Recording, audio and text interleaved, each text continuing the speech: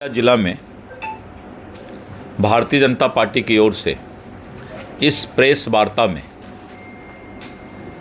दुनिया के सर्वाधिक लोकप्रिय नेता, भारत के यशस्वी प्रधानमंत्री, परम आदरणीय श्री नरेंद्र मोदी जी के नेतृत्व में एनडीए सरकार के 12 वर्ष पूरा होने पर हम आपके साथ प्रेस वार्ता कर रहे हैं। जैसा कि आप लोगों को मालूम है कि 2014 और इसी बिहार के गांधी मैदान से हुंकार रैली के माध्यम से प्रधानमंत्री नरेंद्र मोदी जी के और एनडीए सरकार इस देश में बने उसकी शुरुआत की गई थी। और 2014 के उस गांधी मैदान के विस्फोट को भी हम नहीं भूल सकते हैं, जिसमें ठीक हमारे बगल के ही सुपौल के सिमराही बाजार के स्वर्गीय रजक जी को आज भी याद करते हैं, जो आज से 12 वर्ष पहले अपने जीवन का बलिदान दिया था उस आतंकवादी तत्वों के द्वारा जो गांधी मैदान में बम विस्फोट किया गया था। आप लोगों को याद होगा।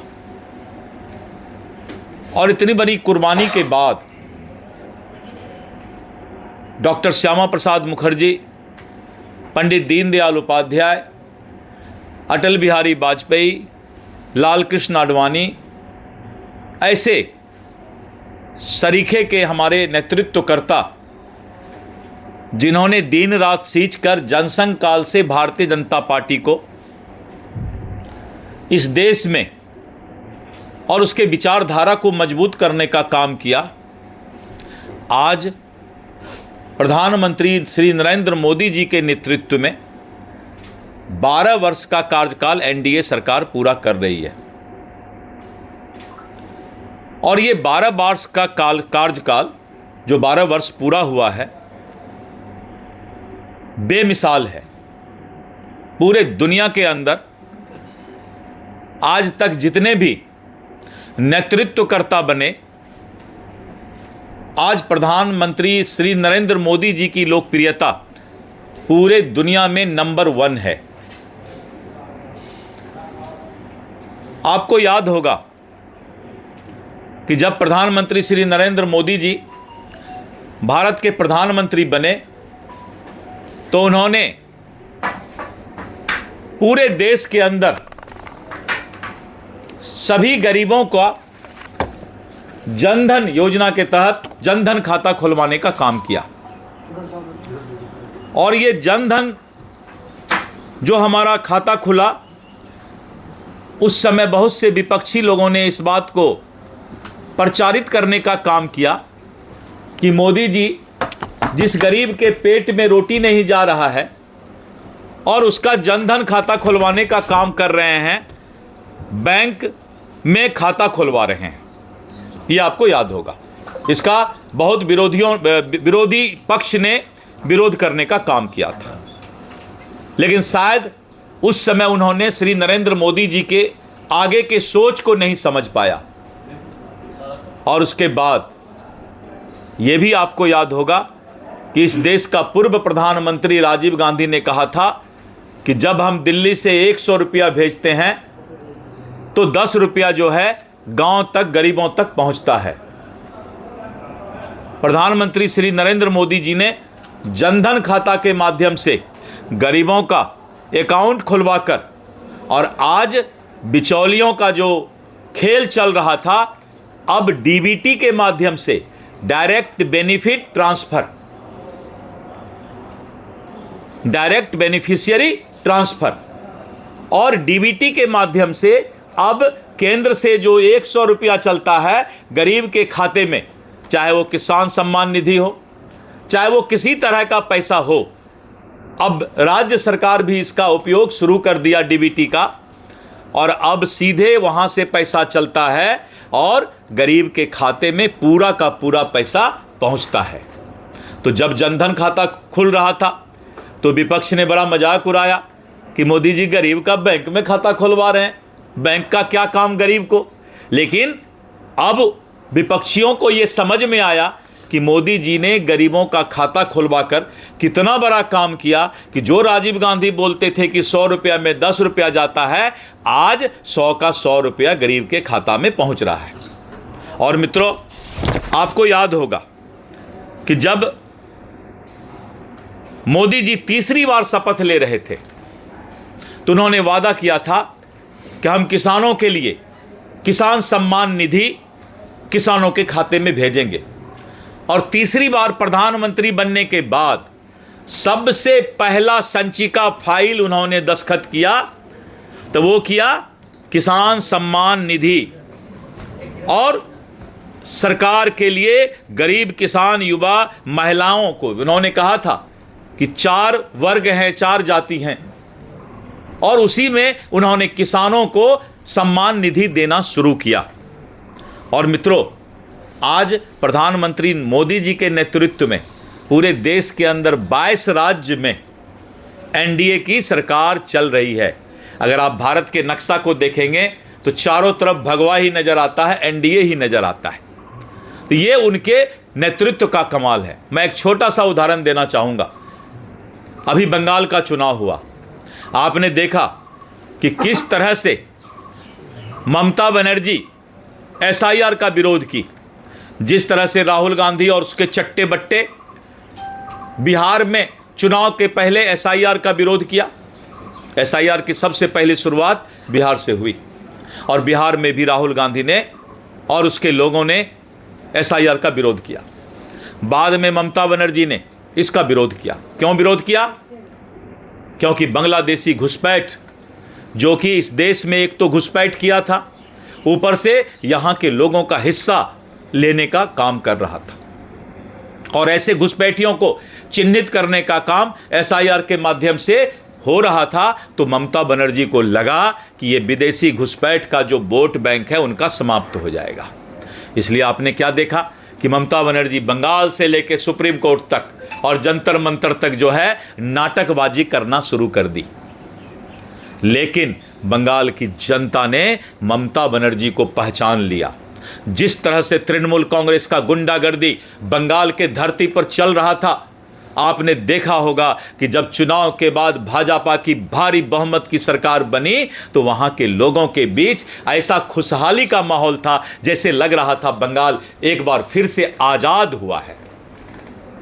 आजाद बंगाल का परिकल्पना वहां की जनता देख रही थी। और आपने उसके बाद देखा होगा आज क्या हुआ। तृणमूल कांग्रेस के सारे विधायक तृणमूल कांग्रेस से अलग होकर के एक नया गुट बना करके और 60 से ज्यादा विधायक ने जो है ममता बनर्जी को त्याग दिया। उसके सारे सांसद, अब बोला बैठक बुलाया, 2 सांसद आए, सारे सांसद उनसे अलग हो गए। क्योंकि अब यह साबित हो गया कि सिर्फ जनता ही उससे अलग नहीं हुआ, उसका डिक्टेटरशिप, उसकी गुंडागर्दी अपने भी पार्टी के ऊपर चलता था, उन्हीं घुसपैठियों के भरोसे। ममता बनर्जी ने क्या कहा था कि 1 घंटा छोड़ दो तो मेरे जो लोग हैं यहां के सनातन और हिंदू को एक दिन में सिखा सकते हैं। यह सब बात करना, हिंदू मुस्लिम को बांटना, यह ममता बनर्जी कर रही थी। लेकिन मोदी जी कहते हैं सबका साथ सबका विकास। इस देश के अंदर हिंदू, मुस्लिम, सिख, ईसाई जो भी इस देश का है वो हमारा भाई है, लेकिन हम घुसपैठ को कभी भी बर्दाश्त नहीं करेंगे। इतना ही तो कहना था। यहां के लोगों का कोई नफरत नहीं, आपस में नफरत फैलाना इनका काम था। इसलिए मित्रों, सबका साथ सबका विकास, सबका विश्वास, सबका प्रयास, यह मोदी जी का नारा था। और पंडित दीनदयाल उपाध्याय जी ने जो कहा था कि समाज के अंतिम पंक्ति के लोगों को भी समाज के मुख्य धारा से जोड़ना है, और यही हमारा लक्ष्य है। और आने वाले समय में विकसित भारत का सपना भी उन समाज के अंतिम पंक्ति के लोगों को समाज के मुख्य धारा से जोड़कर हम पूरा कर सकते हैं। मित्रों, आज आपने देखा कि पूरा दुनिया भारत के सैन्य शक्ति का, जो हमारी ताकत है सेना का, उसका डंका बोल रहा है। सर्जिकल स्ट्राइक में जिस तरह से पूरे दुनिया को हमने दिखाया, भारत की ताकत को दिखाया, वहीं पर ये राहुल गांधी जो नमक हरामी करने का काम किया, अपने ही सेना पर उंगली उठाने का काम किया। लेकिन हमारे देश की सेना ने छाती खोल करके पूरे दुनिया को दिखा दिया कि हम जहां चाहेंगे भारत के ऊपर जो आंख उठाएगा उसकी आंख निकालने का काम करेंगे। और हम किसी के पास नहीं झुके, अपना स्ट्राइक करके हमने दिखा दिया। इसलिए मित्रों, हमारी सैन्य शक्ति, हमारी राजनीतिक शक्ति, हमारी सामाजिक शक्ति पूरे दुनिया के अंदर आज बेमिसाल है। और ये 12 साल नरेंद्र मोदी जी का बेमिसाल वर्ष है। आज कोरोना को कोई भूल नहीं सकता। 2018-19 की बात को याद कीजिए, और 140 करोड़ का देश अपने 80 करोड़ लोगों को, 140 करोड़ में 80 करोड़ लोगों को मुफ्त अनाज 2019 से आज तक देता आ रहा है। पूरा दुनिया सोच रहा है यह भारत कैसे कर सकता है। किसी देश के लिए ऐसा संभव नहीं है कि 80 करोड़ में तो कितना देश समा जाएगा। 80 करोड़ लोगों को मुफ्त अनाज, वो भी 2019 से आज तक दिया जा रहा है। यह प्रधानमंत्री नरेंद्र मोदी जी के नेतृत्व शक्ति का कमाल है। और इसलिए मित्रों, यह भारत जो है अपने आप को आज पूरे दुनिया में इस वैश्विक संकट में भी, जब ईरान, इजराइल, अमेरिका, हॉर्मुज, रूस, यूक्रेन ये सारे लड़ाई कर रहे हैं, पूरा दुनिया वैश्विक संकट से गुजर रहा है। पाकिस्तान में, श्रीलंका में और ऐसे बहुत सारे देशों में 60 से 70%, 50% तक पेट्रोलियम पदार्थ का कीमत बढ़ा। वहीं पर मात्र 8% ज़्यादा से ज़्यादा जो है पेट्रोलियम पदार्थ में हमारे यहाँ कीमत बढ़ा। और इस वैश्विक संकट में भी ये देश छाती तान कर खड़ा है पूरे दुनिया के सामने। और आज भी यहाँ का गरीब मोबाइल पर और व्हाट्सएप पर, इंस्टाग्राम पर व्यस्त रहता है। उसको कोई चिंता नहीं है कि पूरे दुनिया में क्या हो रहा है, क्योंकि ऊपर मोदी जी है। और मित्रों, जिसका यहां पर पेट ज्यादा भर रहा है, जिसके पेट में ज्यादा रोटी जा रहा है, कुछ गद्दार लोग हैं इस देश के अंदर जो इस देश का रोटी खाते हैं, इस देश का नमक खाते हैं और इस देश के विचारधारा के खिलाफ बोलते हैं। उसमें हिंदू, मुस्लिम कोई भी हो सकता है, लेकिन इस देश का नमक खाने वाला अगर इस देश के खिलाफ बोलता है, उसको देश कतई बर्दाश्त नहीं करता है। और यही हाल राहुल गांधी का हुआ, यही हाल ममता बनर्जी का हुआ, और आने वाले समय में बचे खुचे का भी, चट्टे बट्टे का यही हाल होने वाला है। मित्रों, आपने देखा आयुष्मान भारत, 60 करोड़ लोगों को 5 लाख रुपया तक का इलाज मुफ्त देता है, एटीएम कार्ड के तरह। यह कोई मामूली बात नहीं है। भारतवर्ष ने मोदी जी के नेतृत्व में स्वास्थ्य सुरक्षा को आयुष्मान भारत दे करके और 60 करोड़ लोगों को इसका फायदा दिलाने का काम किया है। और आपने देखा इज्जत घर, हमको याद है, आपको भी दीदी याद होगा, यहां पर जो लोग पुराने लोग बैठे हैं याद होगा, हमारे गांव की महिलाएं दिन भर इंतजार करती थी कि जब सूरज की रोशनी कम हो तब लोटा लेकर के बाहर में शौचालय के लिए जाती थी। इसमें किन्हीं को याद है? अगर याद है तो यही देश की सच्चाई थी। मां बहन दिन भर शौचालय को पेट में जमा करके रखती थी, क्योंकि वो लाज और शर्म से बाहर नहीं निकल सकती थी। आज के 20, 25, 30 वर्ष के उम्र वालों को शायद पता नहीं होगा, लेकिन 40 वर्ष से जिनका ज्यादा उम्र है वो अपने गांव को एक बार याद करे कि मां बहन दिन भर शौचालय नहीं जा सकती थी और दिन भर अपने आप को किस तरीके से रोक करके गांव में, घर में रहती थी, शायद वो परिकल्पना नहीं किया जा सकता है। आज अगर किसी को शौचालय जाना होगा तो 10 मिनट में छटपटा जाइएगा, लेकिन वो मां बहन आदत बना ली थी इसको कि किसी तरीके से, हे भगवान जल्दी सूर्यास्त हो तब हम बाहर निकल सकें। मोदी जी ने इसका भी कष्ट देखा और उन्होंने इज्जत घर बनाने का काम किया और स्वच्छ भारत मिशन के तहत 12 करोड़ परिवार को उन्होंने जो है शौचालय बना करके दिया। ये सब आंख से आंसू आने वाली बात है। जो बेशरम लोग होंगे उसी को शायद आंख में आंसू नहीं है, क्योंकि 12 करोड़ परिवार दिन भर इंतजार करता था बाहर शौचालय जाने के लिए। यह मोदी जी के नेतृत्व का कमाल है। और जल हमारे यहां जो है, जो जल जीवन मिशन चला और जिसके तहत पूरे देश के अंदर हम लोगों ने घर घर जल और नल पहुंचाने का काम किया। और ये जल नल आज अगर इंसान के शरीर में 70% रोग होता है तो वो दूषित जल से होता है। अगर जल खराब हो तो हमें कैंसर होता है, हमें सब तरह का रोग होता है, स्टोन होता है। लेकिन आज मोदी जी ने इस जल जीवन मिशन के तहत 16 करोड़ परिवार को और घर तक जल नल पहुंचाने का काम किया। और इस तरह करके अगर मैं विशेष करके सारी बात अगर आपको बताना चाहूँगा तो उज्ज्वला गैस योजना मोदी जी की एक बहुत बड़ी देन है। और हम अटल बिहारी वाजपेयी जी को भी नहीं भूल सकते हैं, जिन्होंने उस समय प्रधानमंत्री का और ग्रामीण रोड बनाने का काम किया था। इसमें से बहुत लोगों को ख्याल होगा प्रधानमंत्री ग्रामीण सड़क योजना। पहले गांव में जाने में, यहां से नरपतगंज जाने में, यहां से भरगामा जाने में, गांव जाने में सोचना पड़ता था, कहीं नाव टपना पड़ता था, कहीं पर जो है साइकिल से जाना पड़ता था, कहीं पैदल जाना पड़ता था।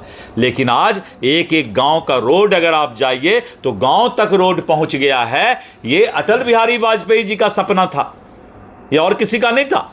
अटल जी ने प्रधानमंत्री ग्रामीण सड़क योजना शुरू करके और इस देश के अंदर गांव गांव तक रोड पहुंचाने का काम किया। ये एनडीए सरकार की उपलब्धि रही है। इसलिए मित्रों, उज्ज्वला गैस योजना आपको मैंने बताया। और अगर हम इसके बाद बात करें तो हमारी सरकार जिस तरह से रेलवे में, रोड और रेलवे और बिजली, ये तीन चीज बहुत महत्वपूर्ण होता है किसी भी देश के विकास के लिए। रोड, रेल, बिजली और हवाई कनेक्टिविटी। रोड के मामले में पूरा बिहार और पूरा देश आज 6 लेन 4 लेन से सभी जगह चारों तरफ आप रोड ही रोड देख रहे हैं। और मित्रों, बिहार के अंदर ही लीजिए तो गंगा पर 7 नए पुल बने हैं, 7 नए पुल। बक्सर में पुल, जेपी सेतु, विक्रमशिला के बगल में पुल बन रहा है, मनिहारी घाट में पुल गंगा पर बन रहा है, मोकामा घाट में आपने देखा कि मोदी जी इलेक्शन के पहले रोड का पुल का शुरुआत किए थे और 1 महीना बाद रेल का पुल बनने जा रहा है। 7 गंगा पर नया पुल बन गया बिहार में सिर्फ, और 7 और पुल जो है ज़्यादा से ज़्यादा 1 साल में बनकर तैयार हो जाएगी। और इतना ही नहीं, आपके ठीक पीछे जो इंडो नेपाल बॉर्डर रोड बना है, इसको लोग भूल नहीं सकता है। बेतिया से लेके गलगलिया तक, कोई सिकटी पलासी सिर्फ नहीं, बेतिया से गलगलिया तक। और इस तरह देश के अंदर इंडो नेपाल बॉर्डर बनाने का भी काम किया गया। और मित्रों, अगर हम इससे ज़्यादा जाएं तो कोसी मेची लिंक को हम भूल नहीं सकते हैं। 6000 करोड़ रुपया भारत सरकार ने बिहार के लिए दिया है और पहला फेज का काम शुरू हो गया। आज जो कोसी अभिशाप है, आने वाले 2 साल के बाद कोसी का जल हमारे लिए वरदान हो जाएगा, वरदान हो जाएगा। ऊर्जा के मामले में लें तो जिस तरह से ऊर्जा के मामले में पीरपैंती में एनटीपीसी, कहलगांव में एनटीपीसी, पीरपैंती में, नवानगर में, औरंगाबाद में, और जिस तरह से आज हम ऊर्जा के मामले में अपने आप को सुदृढ़ करने का काम किए, ये भारत सरकार की सबसे बड़ी उपलब्धि। मित्रों, एयर कनेक्टिविटी, खाली हम बिहार की बात कर ले, पूरे देश का नहीं, तो भी आपको पहले पटना में एक एयरपोर्ट था और गया में था, आज दरभंगा में एयरपोर्ट है, आज पूर्णिया में एयरपोर्ट है, आज भागलपुर के बगल में एयरपोर्ट बनना शुरू हो गया है, बेतिया में, रक्सौल में एयरपोर्ट बन रहा है, और इतना ही नहीं, बगल के किशनगंज में भी एयरपोर्ट बन रहा है, और आने वाले समय में फारबिसगंज में भी एयरपोर्ट बनेगा। ये भारत सरकार की सोच, एयर कनेक्टिविटी। लेकिन दरभंगा में शुरू हो गया, पूर्णिया में शुरू हो गया, शायद आप लोगों को मालूम हो, नहीं तो पता कर लीजिएगा। और मित्रों, इसके बाद एक नया जो हमें प्रोजेक्ट मिला है, rapid rail project, semi bullet train. आज वंदे भारत चल रहा है, अमृत भारत एक्सप्रेस चल रहा है, लेकिन रैपिड रेल प्रोजेक्ट क्या है कि जब हम पटना से चलेंगे और हमको पूर्णिया आना होगा तो हम 1 घंटा में आ जाएंगे, 1 घंटा मात्र लगेगा। और ये 3 साल के अंदर बनना शुरू हो रहा, अभी एक लैंड एक्विजिशन शुरू हो रहा है, और 3 साल के अंदर जो है हम रैपिड रेल के माध्यम से 1 घंटा में पटना से पूर्णिया आएंगे, या हो सकता है इस तरफ के रोड से आए तो अररिया 1 घंटा में पहुंच जाएंगे। फिर देवंती दीदी को रोड से गाड़ी से नहीं जाना होगा। हमारे सांसद महोदय भी उसके बाद पटना आया जाया करेंगे। तो ये नरेंद्र मोदी जी के सरकार का सबसे बड़ा उपलब्धि। इसलिए मित्रों, आज इन्हीं सब बातों को चर्चा करना था कि प्रधानमंत्री श्री नरेंद्र मोदी जी के नेतृत्व में देश बदल रहा है। पूरे देश में 67 सालों में देश में मात्र 74 हवाई अड्डा था। 67 वर्षों में देश में मात्र 74 हवाई अड्डे थे, लेकिन आज 12 वर्ष में मोदी जी के सरकार में 90 से अधिक नए हवाई अड्डे बनाए गए। नया बना 90 से ज्यादा, और आज संख्या 164 पार कर गया। आजादी के 67 साल में 74 हवाई अड्डा और 90 हवाई अड्डा नया बना 12 साल में, और आज 164 हवाई अड्डा का आंकड़ा पार कर गया। इसलिए मित्रों, 248 किलोमीटर मेट्रो का नेटवर्क, और जिस तरह से पटना में मेट्रो बन रहा है, आने वाले समय में अन्य शहरों में भी 11 सैटेलाइट टाउन बनेगा, तो ये अपने आप में नया बिहार और नए देश का परिचय है। और मित्रों, आपने देखा कि जिस तरह से चेनाब ब्रिज, नया पंबन ब्रिज, अटल टनल, जहां पर कि लोग श्रीनगर तक और कश्मीर के वादियों में, अरुणाचल में लोग सोच नहीं सकते थे कि यहां पर भी पुल और रोड बन सकता है।